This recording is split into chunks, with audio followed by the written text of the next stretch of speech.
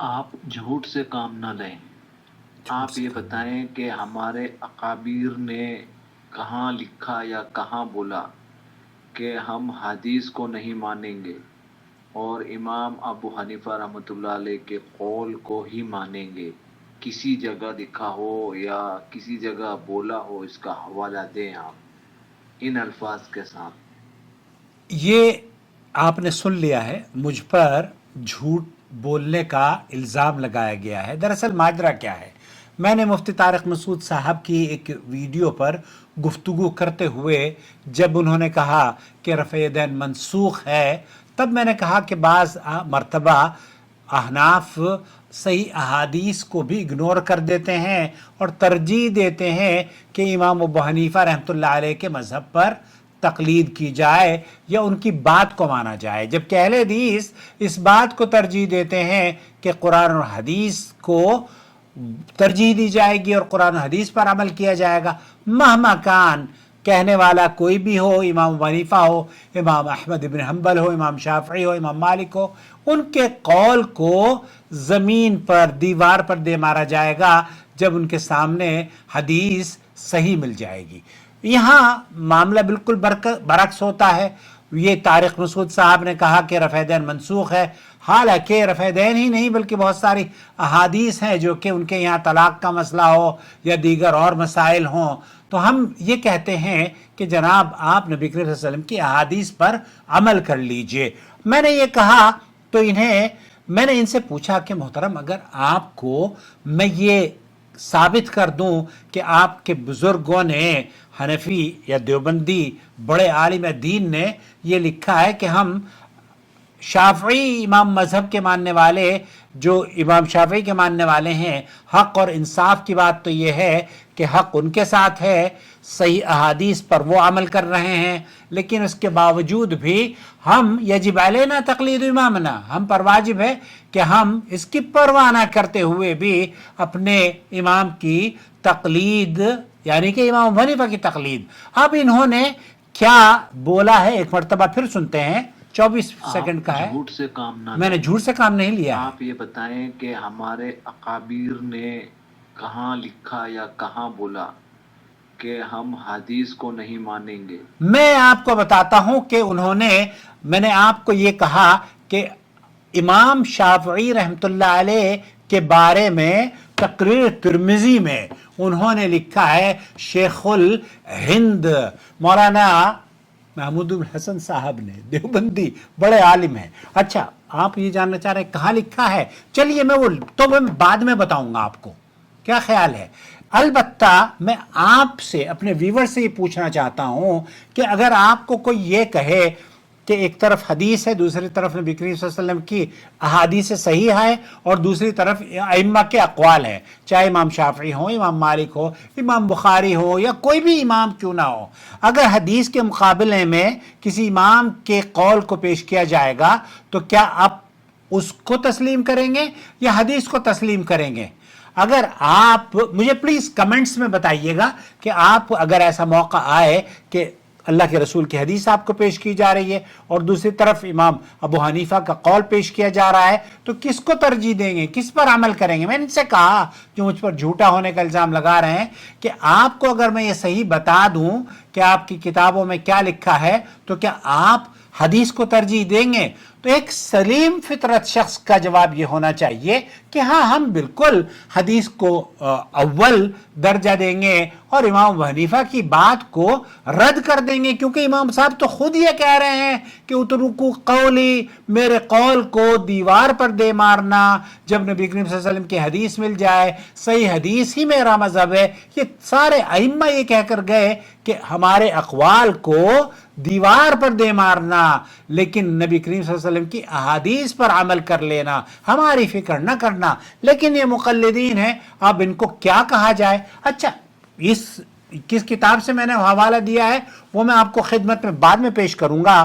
یہ ہے میرے ہاتھ میں کتاب جو ہے، جس کا نام ہے دفاع امام ابو حنیفہ۔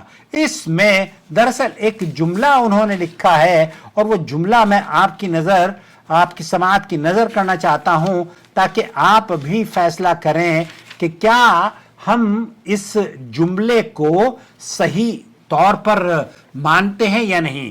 وہ یہ کہتے ہیں کہ فقہ حنفی سے تغافل اور اس کا نتیجہ، جناب یہ کہتے ہیں کہ بعض وہ ادارے وطن عزیز پاکستان میں، بعض وہ ادارے بالارادہ وہ ادارے اور طبقات جن کو حنفیت کے فروغ کی تحفظ کے لیے کام کرنا چاہیے تھا، محنت کرنی چاہیے تھی، بالارادہ یا بلا ارادہ اس سے غفلت برت رہے ہیں.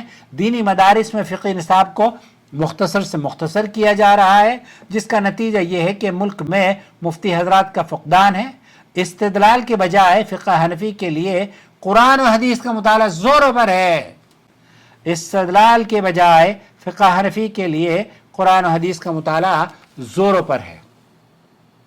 اب آپ اندازہ کیجئے قرآن و حدیث کا مطالعہ زوروں پر ہے تو یہ تو بہت مسلمان کی آبرو اور شان ہے قرآن و حدیث کا مطالعہ کرنا، لیکن انہیں گراں گزر رہا ہے. اچھا دل تھام کے بیٹھیے. اب جس کا نتیجہ یہ ہے کہ 1200 سال سے مرتب شدہ مسائل میں موشگافیاں کی جا رہی ہیں. یہ خود اس بات کا اقرار کر رہے ہیں کہ ان کا جو مذہب ہے یہ 1200 سال ہوئے ہیں ہم نے مرتب کیا ہے، اس کو اللہ کی طرف سے نازل نہیں ہے حنفی مذہب. یہ تو آپ کان کھول کر سن لے. کتب حدیث کا اردو زبان میں صرف ترجمہ کر کے عدم تقلید کا دروازہ کھولا جا رہا ہے. آئی سمجھ میں؟ نہیں سمجھے؟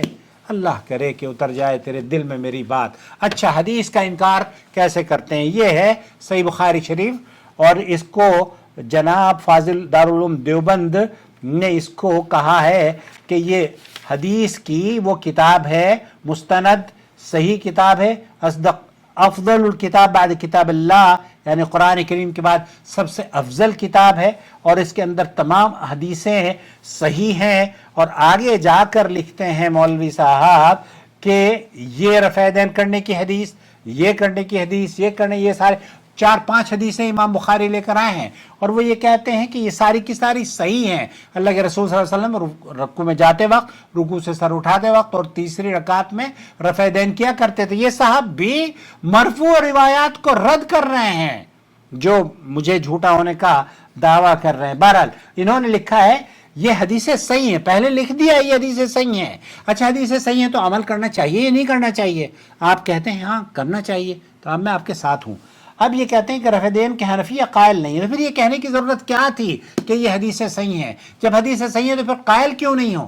اس لیے قائل نہیں ہے میرے عزیز کیونکہ تقریر ترمذی ایک کتاب ہے، شیخ محمود الحسن دیوبندی ان کی یہ لکھی ہوئی کتاب ہے، جس میں انہوں نے تفصیل سے ایک جملہ لکھا ہے. میں آپ کو اس کا دیکھیے، یہ شارٹ ہے تقریر ترمذی کا، میں اسکرین پر دکھا دوں گا.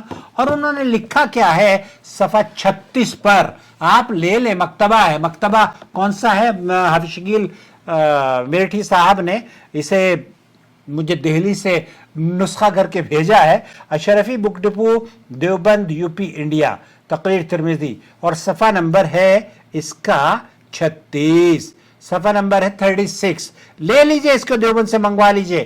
اس میں کیا لکھا ہے اب میں آپ کو سناتا ہوں.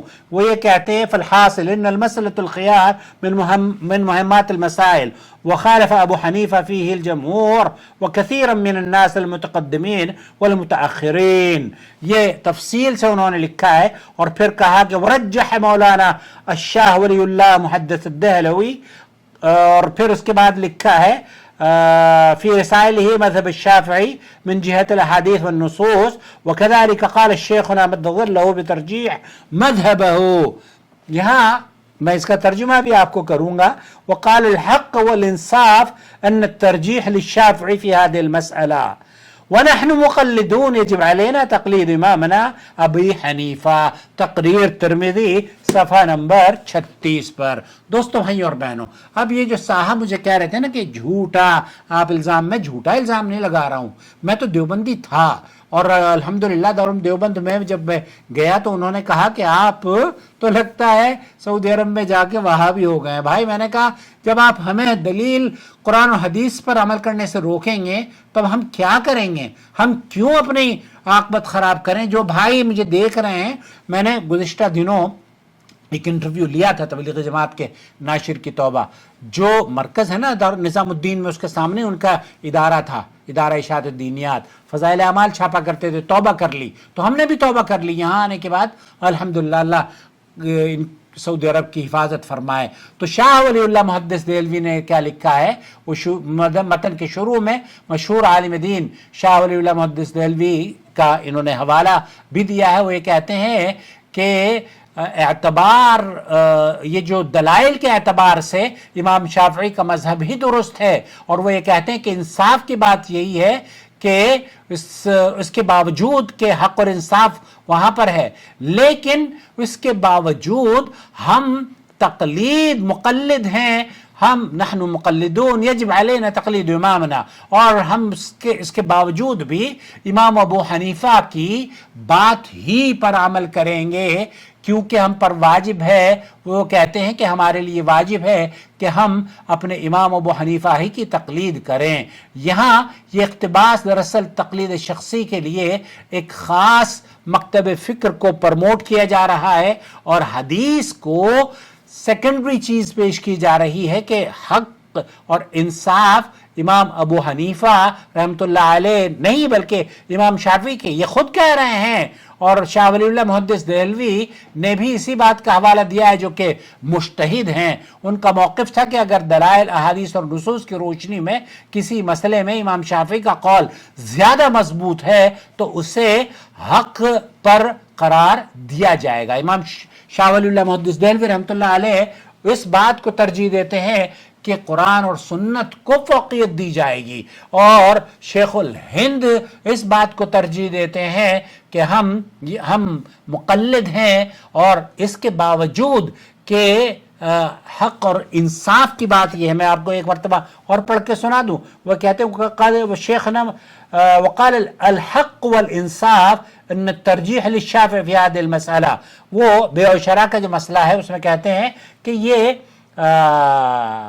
امام شافعی کے موقف کو زیادہ ترجیح دینی چاہیے کیونکہ حق اور انصاف انہی کے ساتھ ہے، لیکن اس کے باوجود بھی وَنَحْنُ مُقَلِّدُونَ يَجِبْ عَلَيْنَا تَقْلِيدُ إِمَامَنَا أَبِي حنیفہ، تو ہم پر واجب ہے ہم اپنے امام ابو حنیفہ کی دلیل پر عمل کریں گے، ہم اپنے امام ابو حنیفہ کی بات پر عمل کریں گے، حالانکہ دلیل قرآن حدیث کی امام شافعی کے پاس ہے، لیکن اس کے باوجود تقریر ترمذی، اور یہ تقریر ترمذی جو ہے یہ کتاب شیخ الہند مولانا محمود الحسن دیوبندی جنہیں شیخ الہند کے لقب سے پکارا جاتا ہے کی تصنیف ہے، جو جامع ترمذی کی شرح ہے۔ اس کتاب میں فقہی مسائل کو بہت کھل کر تقلیدی مذہب کو فروغ دینے کے لیے، چونکہ یہاں یہ اعتراض کیا جا رہا تھا نا کہ آپ مذہب کو فروغ نہیں دے رہے ہیں، تو یہ مذہب کو فروغ دینے والے امام ابو حنیفہ کے قول کو ترجیح دے رہے ہیں،